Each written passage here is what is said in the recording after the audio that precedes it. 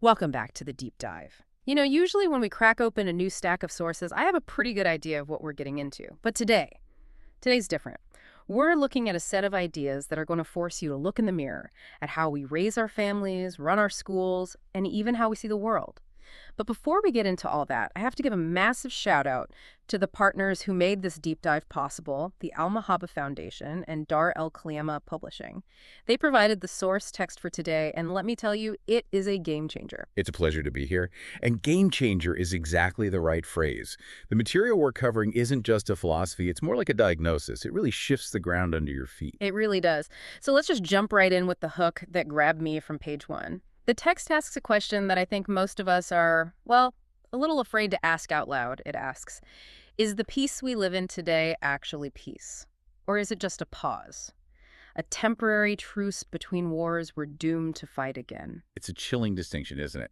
We tend to think of peace as just not war. If the guns aren't firing, we say, okay, we have peace.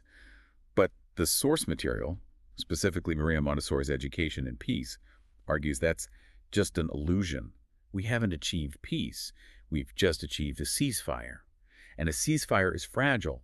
It can break at any moment because the underlying cause of the conflict, it hasn't been treated. And that brings us to the author. I have to admit, when I saw the name Maria Montessori, my brain immediately went to the stereotype. Wooden blocks, quiet little preschools, maybe some expensive tuition. I was not expecting a geopolitical manifesto on the survival of the human species. That's what she calls the optical illusion of her work. We see the method, the little chairs, the tools, but we completely miss the mission behind it.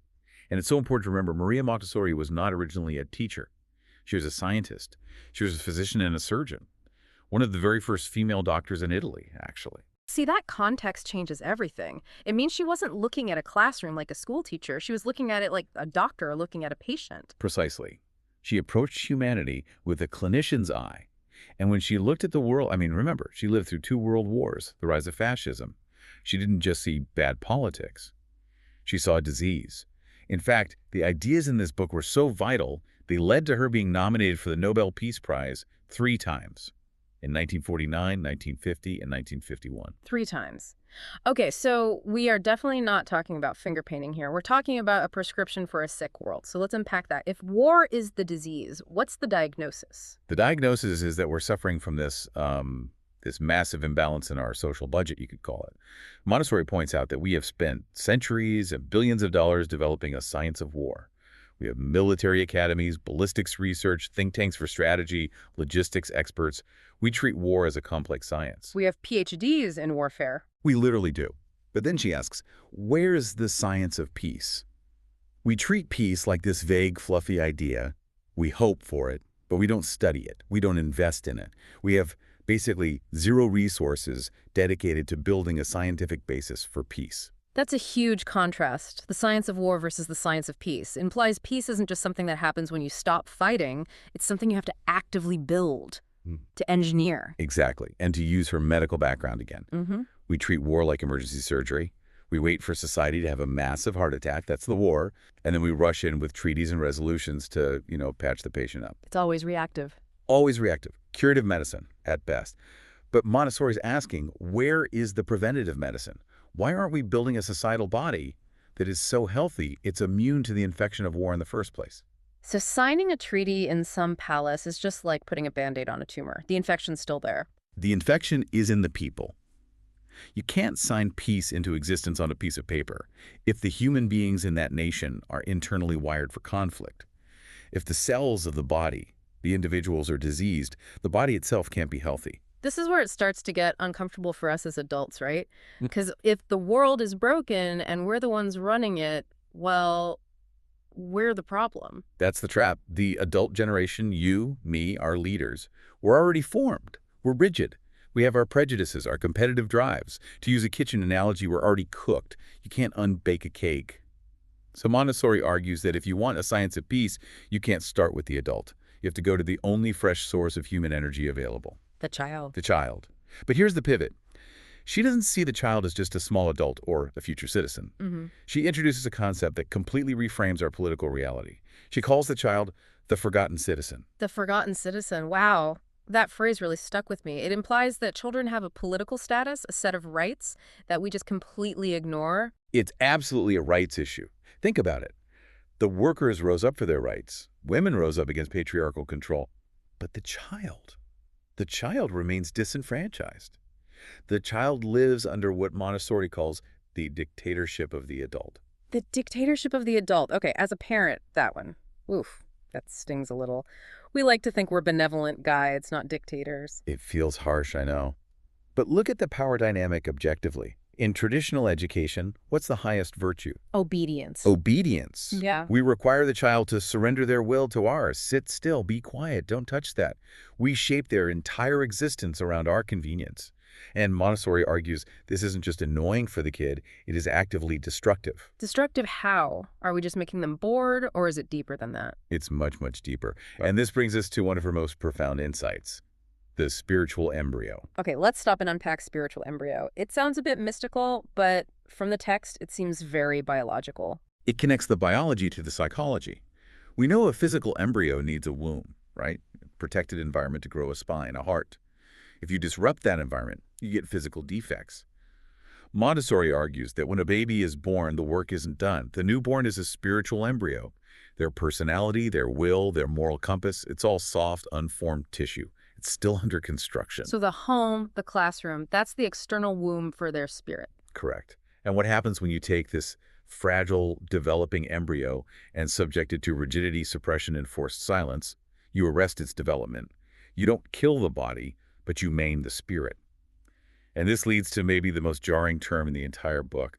She says traditional education produces mutilated men. Mutilated men. Wow, she really does not pull her punches. She can't afford to. Remember, she looked at the soldiers of World War I, the crowds cheering for dictators, and she didn't just see evil, she saw damage.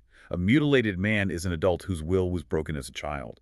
Because they were forced to submit to the dictator in the nursery, they grow up deeply insecure, incomplete. And how does that mutilated spirit show up in an adult? Two main ways. Either they search for a new master to obey, which makes them easy prey for authoritarian leaders, or they try to become the master. They try to dominate others to fill that void of powerlessness they felt as a kid. They become aggressive. So bullying in the schoolyard and authoritarianism in government, it all traces back to this mutilation of the spiritual embryo. That's the causal link she's making. The war outside exists because of the war inside the individual. You can't have a peaceful world filled with mutilated people. This explains why she thinks better math scores won't save us. We're just making the mutilated men smarter. We aren't making them whole. Exactly. And that brings us to the specific danger of our time. We have these damaged humans, but we've given them the power of gods. The source material uses this fantastic metaphor for it, the story of the prince and the peasant. I love this story. It feels like a fairy tale at first, but it's really a horror story about our civilization. It's a perfect illustration. So Montessori describes a prince who represents our environment. He lives in a palace full of incredible wonders, technology, global communication, advanced medicine. This is the supernature we've built. We've transcended the natural world. Right, we're not living in caves anymore. We're in the prince's palace. We have the internet, air travel, nuclear power. But in the story, the prince marries a peasant woman. Mm-hmm. And she is uneducated, primitive, coarse. She moves into this palace, but she has no idea how to live there. She tracks mud on the carpets. She breaks the delicate art. She uses the advanced tools, but with no wisdom, no care. And the peasant is us. The peasant is our moral character. We've created this incredible supernature technology that can heal or destroy the planet. Yeah. But our inner spiritual development is still in the Stone Age. We're morally primitive, but technologically divine. She calls this moral schizophrenia. Yes. Moral schizophrenia. It's a split personality on a civilizational scale.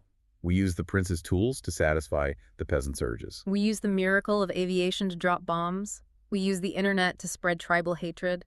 Exactly. The hardware is 21st century. The software is primitive survivalism. And the gap between the two is where the danger is. If the peasant gets angry in a cave, she throws a rock. If the peasant gets angry in the palace, she can launch a missile. Precisely. And her argument is, we can't just evict the prince. We can't go back to the woods. The supernature is here to stay.